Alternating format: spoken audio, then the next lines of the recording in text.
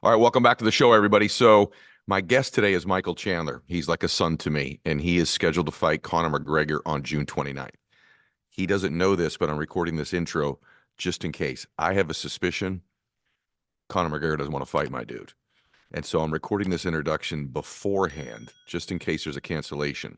So when I do the interview today, we're going to talk about that fight, but we're going to talk in general more about success, mindset, achievement, pressure, all the things that come with being in a big fight, not just the fight itself, because I have a suspicion McGregor wants nothing to do with my dude. And so this is an intro I'm doing right before Michael jumps on. He won't even know I'm doing it because I don't want him to know right now. I think that maybe Conor won't show up, but I think Conor might not show up. So this is the intro I'm doing before he gets here. And if Conor doesn't show up, I knew you didn't want to fight my dude, brother. That's why I'm doing this intro on June 12th, way before the fight, knowing you ain't going to show up. All right, here we go. Here's me and Michael Chandler. Quick update, everybody. Hey, everybody. So just got the word 30 seconds ago, just got off the boat to the news that Conor McGregor has backed out of the fight. As I suspected, you heard in the previous introduction there, I just had a feeling. Conor's claiming that he's got an injury, and you never want to question a man when he says he's injured, so we'll take him at his word on that. Fortunately, I had a feeling this was going to happen, and so the interview you're about to see is not really about the fight. It's more about mindset. It's actually one of the best interviews I've ever done on mindset, the winner's mindset, overcoming setbacks, imposter syndrome, preparation, visualization, the reticular activating system. It's an incredible interview. There's even a surprise from another 4-time world champion in boxing that I bring in. I surprised Michael in the interview. You're going to love that. And really the only question that I ask about the fight is the first question. And even that, I phrase it in such a way that you can hear how to get yourself to believe you're going to win and what you need to do. I've been honored to be working with Michael on his mental game for this fight. And so you'll hear a little bit about how that works as well. Even the first question seems about the fight, but it's really about getting yourself to believe. Enjoy. Max out. So, hey guys, are you frustrated with where you're at right now? Maybe stunted in your progress? Well, if you are, I want to recommend a place for you to go called Growth Day. growthday.com/ed.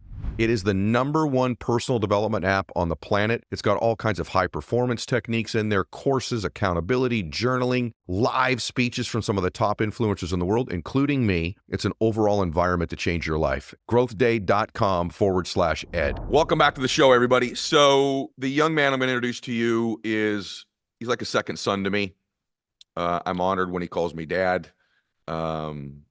He's one of the greatest fighters in the world in the UFC, but he's really one of the greatest people that I've ever met. I love him dearly. He's a good man. He knows how to be successful. And so tonight, the podcast is really about two things for those of you listening. We're going to talk about this huge fight he's got upcoming on June 29th with Conor McGregor. We're going to talk about that fight. But for those of you that aren't fight fans, we're going to spend the majority of the podcast not just talking about that fight, but talking about winning, preparing, mindset, preparation. And so if you're a fight fan, this is an exclusive peek into this fight. And if you're not a fight fan, it's not going to matter because we're going to talk all the time, as we always do on the show, about things you can take notes on and apply to your own life. So June 29th, the great Michael Chandler, Conor McGregor. My guest today is my son from another, I don't know, son. You say son from another mother. Is that right? I guess so. I don't know. He's my son. Michael, welcome to the show. What's up, Dad? Man, it's thank you for the kind intro. You are the man. Yeah. So the update, everybody, how are you feeling? Man, I'm feeling good. I mean, as we sit here today, we are 18 days away from the fight. So it's nice when all the hay is in the barn, so to speak. I mean, we still got a little bit of training left, but it's kind of most of the hard stuff is behind us. Feeling great, feeling phenomenal, feeling a little dangerous, and ready to go out there and compete. Why are you going to win the fight? Man, I think, you and I have obviously talked about this a lot over the last year and a half throughout this whole process, but also really in depth these last couple months. Man, I just believe I've earned it. I really do. I think for a guy who never thought that he would be in these kinds of positions, that idea sounded so foreign to me, like I didn't deserve it. I have now become that man and stepped into that role, and I've done everything right. I've trained years and years and years for this moment. I've grown as a man. I've taken my losses, continued to tick forward. And I was born for a time such as this. So I think this performance will not only be the biggest fight of my life, but the best performance of my life. And I think that's the way it was supposed to happen. It was supposed to be against the biggest name in the sport. It was supposed to be against a guy like Connor, who is a little bit different than me in a lot of ways. I mean, a lot of people would say in a lot of ways. And it's got a great storyline, and I want to be the hero of this story. I love that. Most of you don't know, but I'm honored that I get a little bit of chance, a little bit, to work with Michael on this fight, just in his brain a little bit, and honored to get a chance to do a little bit of the work with him on that. Did you, what you just said applies to everything in life about success, that we earn it, that we've been preparing for these moments all of our lives. But I'm curious, in your case, like, we'll show the clip right now on YouTube, and we'll do the audio here as well. But like, you called him out way back when after Big W. I got one dude on my mind. Conor McGregor, you gotta come back and fight somebody. I am the most entertaining lightweight on the planet. But I want to up the stakes, Conor. I want you at your biggest, I want you at your baddest, and I want you at your best. You and me at 170 this summer, this fall, this winter. Holler at your boy. God bless. I'll see you at the top. Michael Chandler, ladies and gentlemen. I'm just curious, were you planning on doing that if you won the fight? I've never even asked you this. Or was it just like random? You're like, Conor McGregor. Was it like, did you know you were going to do that? Or was that completely like Holy Spirit or inspired moment standing there after a W? I've had a lot of those Holy Spirit moments, but this one was premeditated. I think with the sport of mixed martial arts, A, it moves fast. B, we are all victims of timing and circumstance, like whether it be a certain opponent not ready or a certain opponent ready too soon and you're not ready.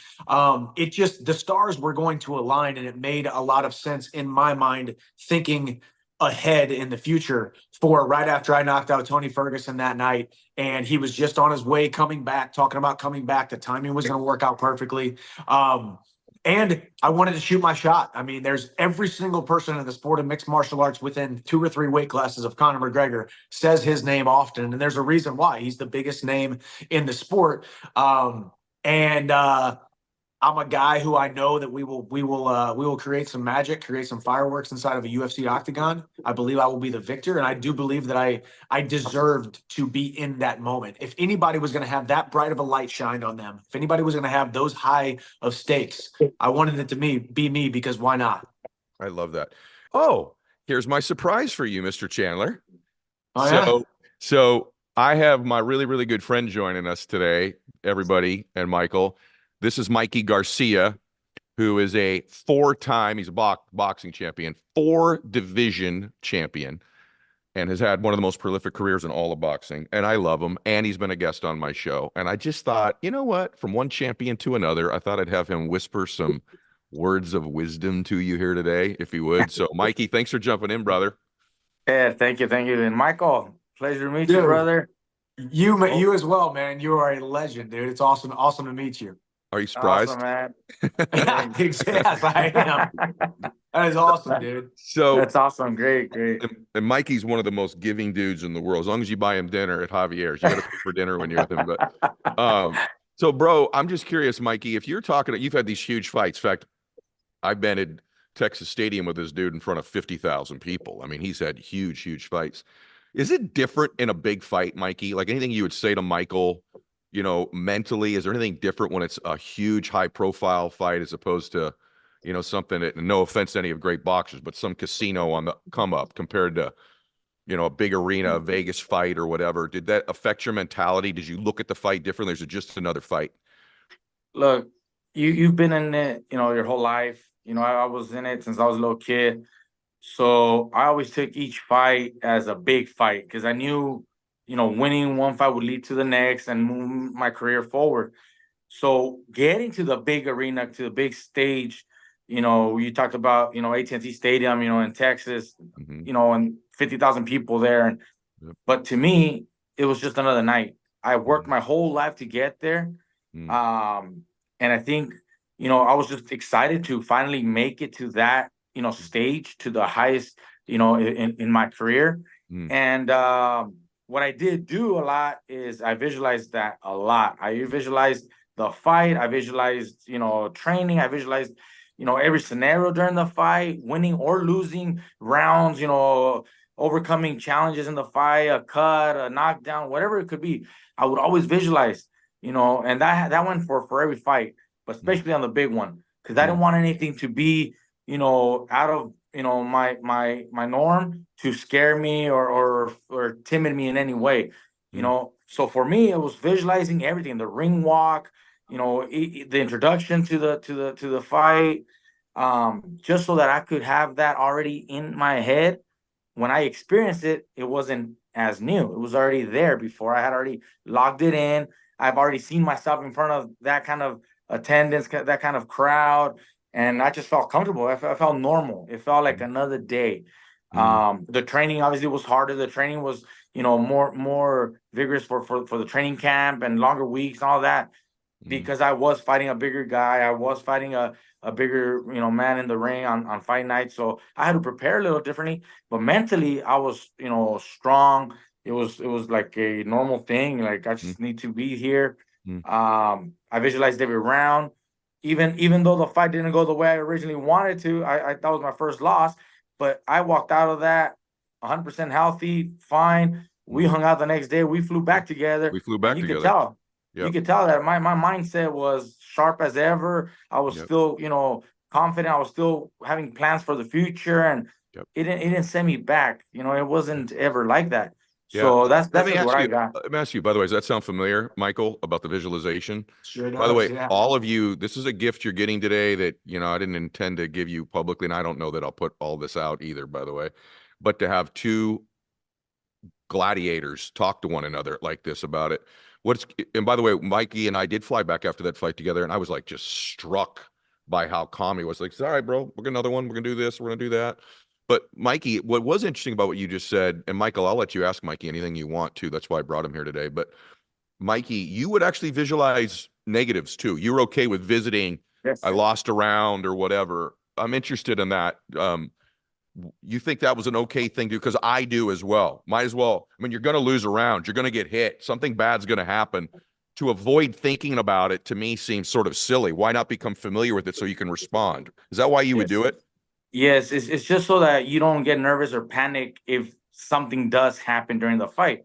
It's better to be well prepared for any scenario, including a knockdown or a cut, something of that nature. But no matter what I envisioned or I visualized, I always came out the winner. I would always visualize myself winning at the end of the night. Whether it was I lost a couple of rounds or it was a tough fight. I got dropped in one of the rounds, but I got up. And I know how to react, and I know how to continue with the remainder of rounds and always winning at the end of the night. In other instances, different fights, I did get dropped on two separate occasions, but I knew what to do. I knew how to react. I had already planned how to even get up from a knockdown. I didn't want to get up in any way that would make the referee think that I was hurt and stop the fight. So I purposely figured how to position myself, how to take my time, how to take a knee first, and then slowly, gradually walk up, and then walk a little bit towards the neutral corner, give my opponent more space, so that when the fight resumed, I wasn't right in front of him, and he's attacking me. I give more space, so I would visualize that and prepare myself. I didn't do it in training camp where I would purposely go down and get up. No, but I would do it here, training my mind to be able to react in those scenarios. If I got cut, I knew exactly to signal my corner, let them know that I was cut so they could prepare the medicine, so that as soon as the end of the round was there, the bell rang, I was already close to my corner. In fact, a lot of the rounds I would walk close to my corner at the 10-second count. I'd walk close to my corner, so in case there was anything, they'd be the first ones to attend me, while my opponent still has to walk all the way across to his corner. Those are a few seconds extra that I will have that my opponent doesn't have. Wow. So I would practice all this. What I want everybody to get, whether you're an entrepreneur or you're an athlete, or I want Michael too for this, is the specificity of preparation, right? To think that you would actually, and in Michael's case, it's not quite as easy if he's on the ground, but the specificity to think that you're actually edging towards your corner early to get those extra few seconds of cuts. So, hey guys, as you know, I've partnered up with my good friend Brennan Bouchard, who's created the greatest personal development system that has ever been designed, called Growth Day. There's everything from journaling to accountability programs, live messages every Monday from myself and other influencers.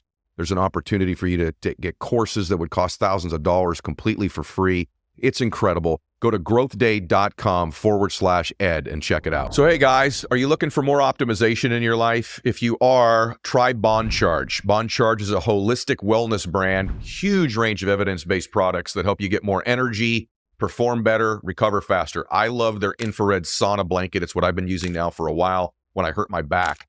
It's the perfect way to detoxify, reduce stress, improve your overall well-being. It's also very easy to use. You just set it up in like a minute. You can enjoy a 30 to 40 minute session. You're going to love it. You'll feel more relaxed, revitalized, and less stressed. It's a really good addition to any wellness routine. By the way, all the products are HSA, FSA eligible for pre-tax savings up to 40%. So go to bondcharge.com and use coupon code ED to save 15%. That's BONCHARGE.com and use coupon code ED to save 15%. These statements and products have not been evaluated by the Food and Drug Administration. These products are not intended to diagnose, treat, cure, or prevent any disease or condition. Now, one thing you were great at, this is more like inside stuff for Michael. One of the things Mikey was most well known for in boxing was his ability to go in with a game plan for the fight, because his brother's the greatest trainer in the world. And so they had a game plan for the fight, but mid-fight, mid-round, begin to pick up on tendencies that he didn't see on film. In other words, react when things don't go the way he expected them to go, Michael, right? But that was, I think, Mikey, you correct me if I'm wrong, I think that was actually your greatest strength in the ring, was your ability to adapt to a dude, whatever you saw that night. First, am I right about that? And two, any insight for him? Let's say he gets in there with Connor, right? He's got to have a game plan. We're not going to say what it is. But like most fights, you know, like Tyson says, everything can change when you get punched in the mouth, or just Connor comes in there with something totally different, right? Connor's going to throw some things at him he hasn't seen before. How were you consciously thinking as you're going, or is it some depth perception thing you're using, a feel thing? Like, what would you do to read him? Look, I'm looking at my opponent. You know, I'm taking the first round or 2 rounds to study my opponent. The way I study my opponent is I feel his speed.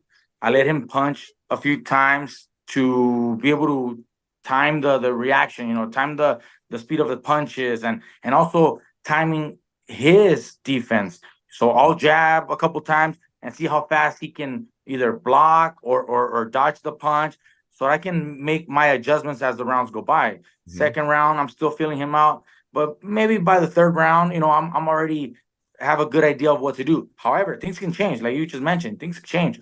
So I prepared myself to be able to adapt. And as the rounds kept going, I'm also listening to the guy's breathing. I'm listening to the way his body's, his posture, you know, are his hands still up high, and is he still got the same intensity behind it, or is he starting to slow down? Is he starting to wear out? Are we tying up? If we're hugging, if we're tying up, is he trying to let loose to continue fighting, or is he just kind of trying to rest now? It's the 8th round. Maybe he's just resting a little bit, you know. So I'm paying attention to all that. And at the same time, I'm figuring out what I got to do to keep countering his, you know, fight, his game. If he's changing something, if he's still on it, if he's still trying to do something, okay, maybe I got to box a little bit more. Maybe I got to pressure. So all that training came from being in shape in the gym, training hard in the gym, all those weeks of training, you know, all that. There's days in sparring sessions where I would box 12 rounds, beautiful footwork, beautiful speed, counterpunch for 12 rounds, so that I knew I can do that for 12 rounds on fight night. But then there was other days where I would switch it, where I'd be fighting, you know, 8 rounds, solid forward pressure. In case I needed to do that on fight night, I know I'm capable of doing that as well. Okay. So training, I would do all that. I would do all that in training. A lot of people would say, well, some of that he's got time because there's 12 rounds, but there's a ton of guys in the UFC that are spending time reading. I think of Izzy, he does that. He's reading cadence, he's reading speed, he's reading pace. John Jones, St. Pierre did it. This is done in the UFC as well. They're pacing themselves in the round. And these are just things for Michael as he's ready for the fight that I want him to at least have the gift of in considering, and then just, you know, for back and forth. Was there anything, and then Michael, I'll let you ask him something, anything press-wise that week? This is more of like an inside thing, but like big fights, there's more press. There's more demands on your time, particularly fight week, right? And I mean, can you imagine McGregor Chandler, what the press demands will be that week? Did you, I mean, it's one of the biggest fights in the history of the sport. So, so anything you did to mentally stay a particular way or pace yourself or that you would think of in dealing with just even press for the week of the Look, fight? the press, that media is gonna be tough. It's gonna be rough. Mm, Everybody's gonna be pulling you left and right. Everybody wants, 10 minutes of your time, and you're obligated, to some extent. You have to give, press. You got to give the media some time. You got to give them interviews. It's part of promoting. It's part of being professional, at that level. But what I used to do was, any moments that I had free time, I go rest. I would always make sure I get enough rest. mm, Even if it was only a 20, 30-minute little nap, even if you don't go to sleep, but just laying down, chilling, and resting your eyes for those 20, 30 minutes will help. mm, At the end of the day, your number one goal is to perform and fight on Saturday night, on fight night, to your best of your capabilities. The media can wait a little bit. The media can be put to the side. You got to give them a little bit, but it's not all that matters. The number one thing is winning the fight. yeah. That's Yeah. number one. So you got to give them some time. Yeah, it's part of promoting, part of the business, part of, marketing the fight. But every moment that I had, every hour, every 30 minutes that I had, I'd go take a break. I'd go take a nap, because that would really, really help me continue my day and keep the energy. It's exhausting to be in front of media, repeating Yes. the same shit over and over and over and over. And you have to have the smile and the same energy. You're exerting a lot of energy over the days. Yep. You may not be working out as hard anymore, because now it's chill week, it's lighter work, and until you got to cut weight, you're kind of slowing down on the pace of the training. But the whole media, the whole press, it's exhausting. So take all the time that you have to rest your body. Like I said, at the end of the day, if you really don't feel like doing every single interview, you don't have to. You don't feel so good. Hey, I'm not doing that one. I'm only doing the ones that really, really matter, because I'm contractually obligated. I'll do that. The network, or the main ones. After that, hey, I'm done. I'm resting, because I want to win the fight. Yep. These are all things, by the way, everybody. And let's just be clear. Michael's had tons of huge fights. Madison Square Garden. I mean, he's fought in the biggest arena in the world, just like Mikey has, right? He's done this. But everyone listening to this, that's getting an inside peek of what top athletes in the world think about and talk about. Same thing comes in business. Sometimes you got to say no to meetings because you got a big close at the end of the week. You got to be your best and peak at that moment, right? So these are all the same principles. Michael, all the big fights you've had, I just wanted to put someone almost the same sport, but a little bit different. We could have to just have you think about it just from a little bit out of the box, but still in the same box type thing. Both of you guys have had the biggest fights in the world. You've both won them. This fight, Michael is going up in weight a little bit per his own decision, so cutting won't be as bad. You went up in weight too, Mikey, 4 different times. Michael, anything you want to ask Mikey before I let him go, so we can have the rest of the show and talk? But anything you want to ask him? Yeah, I mean, more than anything, I love to piggyback off of, like, what you were saying about the visualization. I mean, just for the audience listening, and even hearing it from a world-class guy like Mikey, who I have watched on TV so many times, knowing that before going into that fight, during the visualization, it isn't all just about success. It's also about overcoming obstacles, right? Because who doesn't want to be able to see themselves knowing that, you're going to be in the trenches taking grenades, and you're going to be able to get through them, and how you're going to react and respond, and seeing yourself become victorious even when there is a little bit of adversity, as well as, we're not there yet to fight week yet. Next week, I got to go out to New York for a full day to do some press stuff. The press is about to start picking up. And I think for me, realizing that I have such a great crowd of witnesses. I've had big fights, but this is even bigger. So therefore, it's even more of a conviction to show up with a smile on my face as much as I can, but also be selfish when I need to take a little bit of time and maybe say no to a couple of them where you're like, this one's not exactly one of the big ones, But no, that inside of even just like thinking about and your highlights and the fights that I've seen you in, and thinking about that man, because you've always just been that man, that dominant guy out there, but then also hearing those little idiosyncrasies about the visualization and all the different things that you looked at and watched and played inside of your head, even leading into those fights. And they weren't always positive, but they always ended with your hand getting raised. Yeah. Yep. Mikey, I got to tell you, man, I'm really grateful you did this today, bro. Like, You know, you Oh, didn't man, need to of do it course. immediately, Michael. Just so you know, immediately I asked Mikey. He's like, "Yep, I got you." He was in New York. He's like, "I got it. I'll make it happen." I had to change the time on him. He's like, "No problem, bro." And the other thing everybody should know, and I talk about this, Michael, all the time. Mikey saved his money. Mikey saved his money. All you athletes listening, that's why he's real casual in a t-shirt, and me and Chandler are still working right now. Chandler saved his money too, but Mikey saved Yeah. his money, and he's a young, wealthy man. Bunch of real estate. He's done really, really well for himself. So I love you, brother. Thank you for jumping in. I appreciate it. I'll text you when we're done here. Let me know. Thanks, Ed. And Mikey. want to wish you the very best, Michael. You know, we know how gangster you are. We know, you're such a badass you are. You got this. I mean, you've been training your whole life for this. There's nothing more that we gotta give you, much more tips on fighting. I mean, you've done it. You just gotta go in there and take care of business, brother. I wish you the very best. I'll be checking it out. Dude, thank you so much, man. I appreciate you, Sure. man. And I'm gonna have Ed connect us so we I'll can do it today. hang out. I'll connect you when we're done. I would love that. You're the man, We'll Mikey. go I get some- appreciate you, brother. We'll go get some dinner after your fight. Yeah. Hey, yeah, where'd you say Julio's or where you want to say? Where you We're gonna go to Javier's, but you're gonna win this Javier's, fight. there you go. Let's go. You're gonna win the fight, and you're gonna buy us dinner. So that's what we're I gonna got that. I got you guys. All right, brother. Take care, brother. Mikey. Thank you. All right. Have a good one, God guys. bless, man. How cool was that, bro? Was that cool? Dude, it's so cool, man. An absolute warrior. I mean, that was Yeah. the thing too. Obviously, phenomenal technician, phenomenal at boxing, but also just a warrior, man. Like Yep.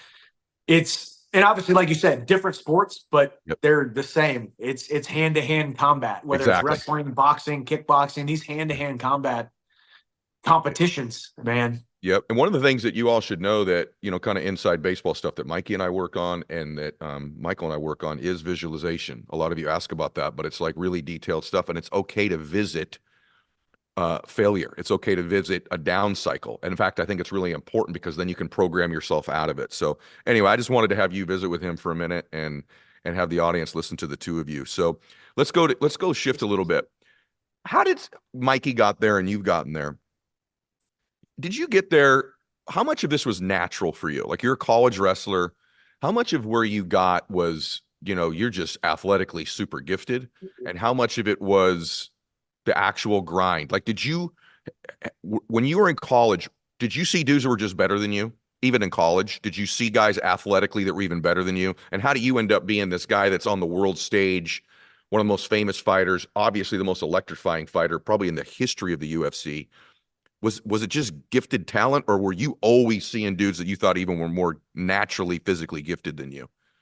I think, especially in college, once I become, more of an adult or a young man, if you will. Yeah, I mean, a lot of guys had a lot more talent than I did, but I think it was, I think we can talk about talent and hard work and how they intersect, right? But you're given a certain amount of gifts, but then it's up to you to just continue to see if you can find the edge of those gifts. And then all of a sudden it seems as though those gifts compound on themselves, and then you're able to stretch them even more. And then they compound on themselves and you stretch even more. I mean, I think more than anything, and this is why, you and I talk about, it's all up in here as well.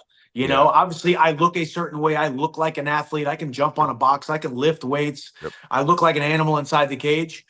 Obviously, I have built this man that you see before you who steps into the octagon. I have built him into who I am. I've got some natural gifts, but there's so much of it was being trapped inside of my mind. And I could see in the mirror a guy who looks like he should be successful in hand-to-hand combat, but my mind didn't truly believe it. And then once you start adding that belief into it, and you're able to sprinkle a little bit more confidence week by week, month by month, and then all of a sudden you just watch it flourish. And it's that butterfly effect that started back when I was 14 years old when I first started. And then each level up brings about a little bit more confidence. And then you have a couple setbacks you got to go through.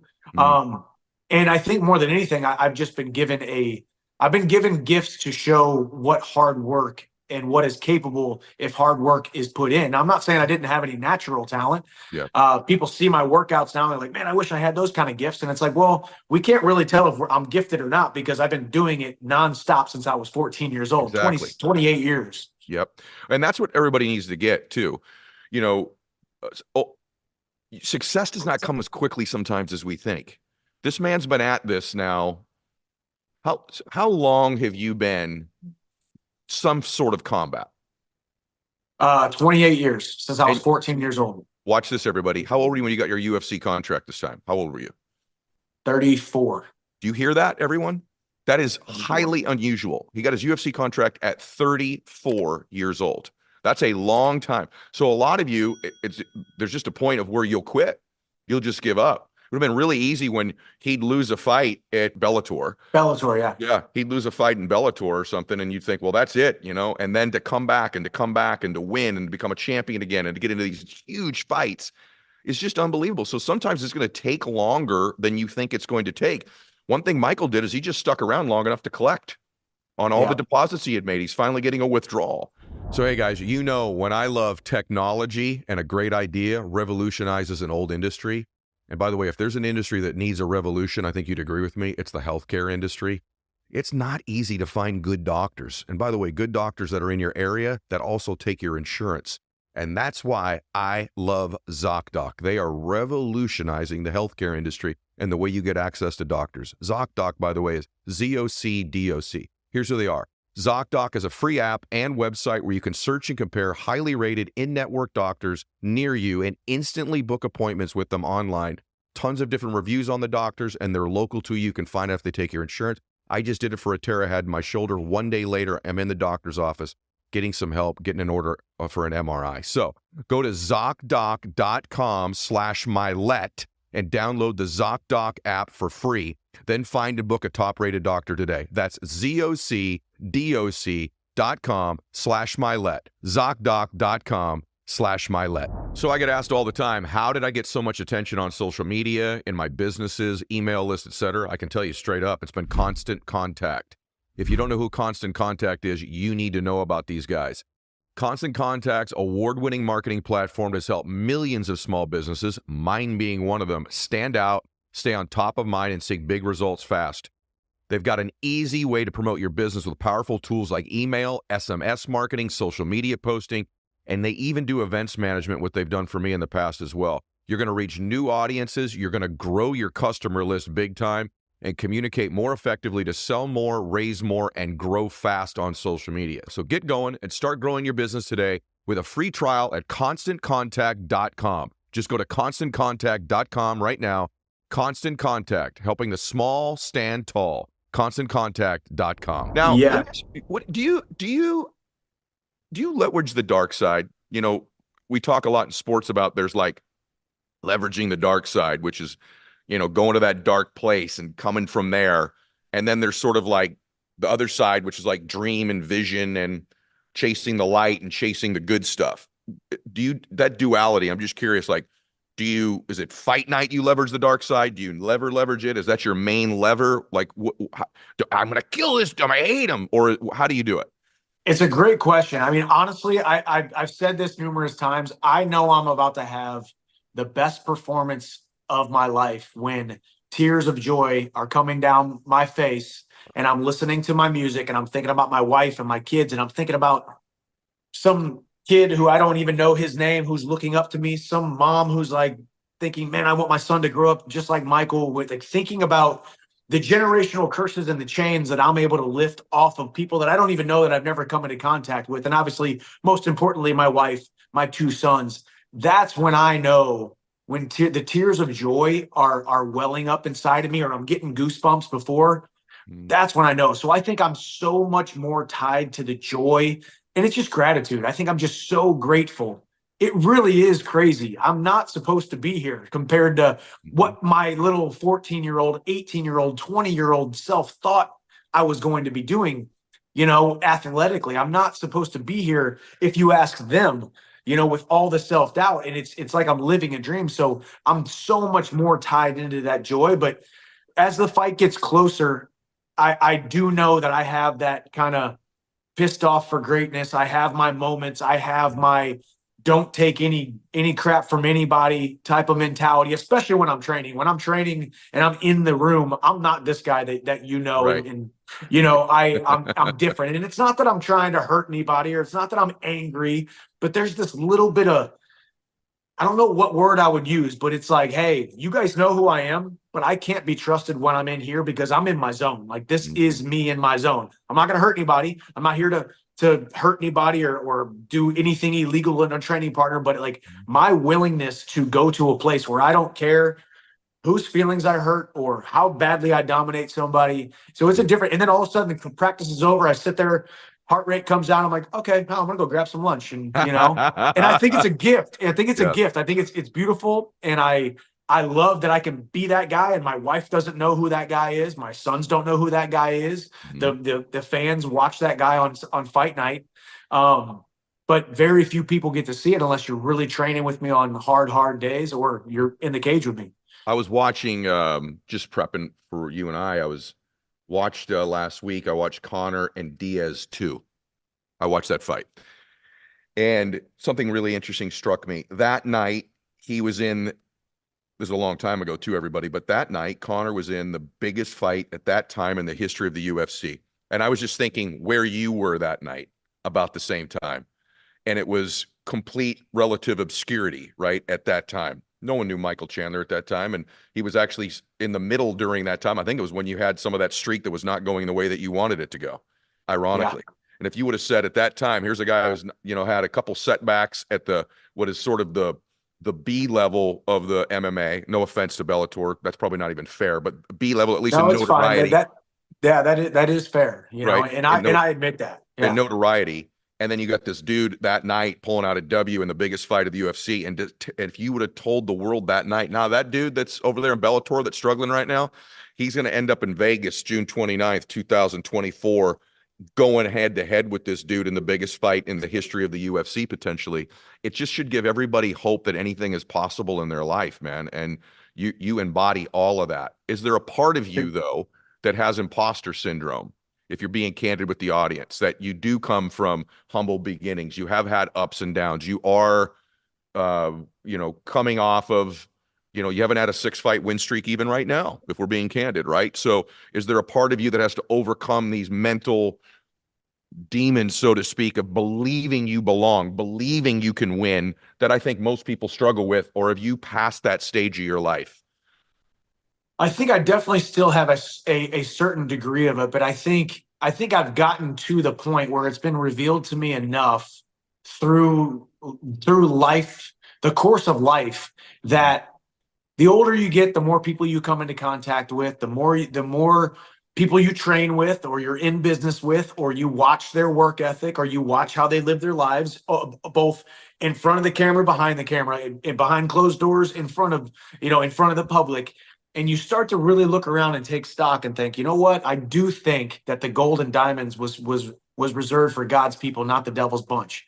I do think that the good among us are supposed to go out and capture those things. And before, it used to be like, yeah, but you don't deserve it. You don't deserve that. And if you do get that, well, what's going to happen? Maybe you're going to start rubbing people the wrong way. And I think I've gotten over that and realized, man, if you don't have a bunch of fruit on the back of your cart, you can't pass it out to people. If you've got nothing on your cart, you can't pass it out to people. And I do think I have a duty to be successful, because I can then use it to change people's lives. Where until I got to a certain point, it was like, well, I'm a little bit afraid. You actually were the first person I heard you talked about the thermometer, right? And I was that guy. Like, I'm okay with the thermometer getting to here, but I'm a little nervous if it gets too high. And that thermometer just keeps getting higher and higher and higher. And I'm getting okay with it each time. So I do think I have a little bit of a degree of that. As once again, you keep leveling up. Every time you level up, now you're into a new realm. So of course there's a little bit of it, but you say, wait a second, I've been here before. Let me watch how this plays out. And at the end of the day, when I lay my head on the pillow at night, I know that I deserve it. I'm one of those guys who deserves to go and capture that because of the way that I live my life. That's exactly right. You've earned this. And by the way, everyone, a little bit of everything in moderation is actually good. So a little bit of imposter syndrome keeps you what you see in this young man right here. Humble, keeps you training hard, reminds you, I better outwork this dude because maybe I don't have everything they have. A lot of imposter syndrome will cause your thermometer to turn the air conditioner on and you'll cool your life back down. So a little bit of it is not, you don't have to eradicate all of your imposter syndrome. You have to eradicate that it's your dominant thought. But to have that in the back a little bit is not all that bad. I have it, which is what causes me to prepare for a speech or a podcast. It's what's caused me to save my money, because I don't believe all my press clippings. I don't believe I'm always going to win. Everything's entitled to me. And so it's a healthy thing to some extent. Let me ask you this. I was watching some fights, preparing for, our work. And my son's like, Dad, these guys are so good. And, I've hit bags and spar, and you know all that part of my background. And I said, Max, the different thing that you don't realize, because it looks like a video game when you watch people fight, is they're getting hit and still throwing punches back at the same time. That's the one thing I think when people watch any sort of combat, whether it's Mikey's sport and boxing or yours, they just underestimate how difficult it is to absorb punishment and return it. It's one thing to just dole out punishment into a bag, right? Or to hit mitts. It's a very different thing. And that's really, I told my son, I said, Max, that's the game of life. The game of life is everything looks good at the seminar. When you read the book or listen to the podcast, it's sort of like these offensive strategies. But the people that I've seen win, and I want you to talk about this in fighting it in your life, the people that I've seen win, they have this very special ability to absorb a punch and still throw back. And that's the separator in life, and it certainly is in sports as well. So just speak to that, Mike. I mean, metaphorically, you do it in there. And by the way, you may want to be the greats at all time at doing that. This is a dude who almost out on his feet can still knock people out better than anybody that's ever probably been in the sport, or at least one of them. But what about that fact of life and actually in the sport, literally? Yeah, I mean, it's very interesting because I do think metaphorically, right, there's a lot of similarities there. But even realistically, I think from a physical standpoint, I think sometimes it's easier to take the blows inside of taking huge shots inside of a fight and keep coming forward, because there's not as much of an ego involved, because I'm not really worried about how everybody perceives the punch that just landed on me. Whereas in life, in business, in our relationships, we have a failed account or a failed relationship, or we have a setback here. Immediately, everybody stops and looks in the mirror and says, what's everybody else thinking around me? Whereas in mixed martial arts, I don't have the time, and I call it a luxury. I have the luxury of not having any time. If I sit and I dwell on that one punch that just landed in it and it rocked me, and I start thinking about what the people in the nosebleeds or in the front row are thinking about that shot that just landed, the second, the third, the fourth are going to come, and the knockout is going to ensue. Whereas in life, a lot of times we are stifled and stymied so much by, we take one blow, we take one shot, we take one setback, and we're just worried about everything else, instead of just, the definition of persistence is continuing in a course of action with complete disregard to previous failures and future opposition, right? So in life, we stop and we think way too much about what's everybody else thinking, or how is this going to look on social media? What are the press clippings going to say? Like you said, there's so much to it. And I've gotten really good at, and this happened to me when I came to the UFC. Like you said, I was outside the UFC, relative obscurity. I trained hard. I was a good athlete, but I wasn't a famous athlete. Then all of a sudden you come over, you're the biggest free agent signing maybe in UFC history, and everything doubles, and five times the following, and 5 times the interviews, and 5 times the platform. And all of a sudden you're like, wait a second, I better get used to public criticism very quickly, or else this ship's going to sink. So I've just gotten really good at realizing, man, no matter what, this is my race that I'm running, and I love you, but it's still my race. And I love my wife, my kids, and I love my coaches, but this is still my race. And if I can just focus on me and know that if I just keep moving forward, and if anything, we don't follow people because of their successes. We follow people more even for their failures, because they were able to overcome something. People love a comeback. And that's what my whole story has been about. I am a blueprint for how you get knocked down, get back up, and keep moving forward, and then somehow end up in the biggest fight of the last decade. By the way, he's also has a future in my space. In the personal development, motivational coaching space, as you could tell, because he's got this insane ability to articulate his thoughts. Okay, a couple more things. Separations in the preparation. I don't know if there's a more finely trained athlete on the planet than you right now. I mean, in any sport, this dude's a specimen. He trains his ass off.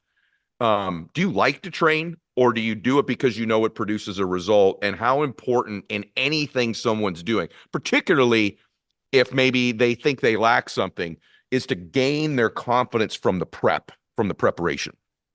I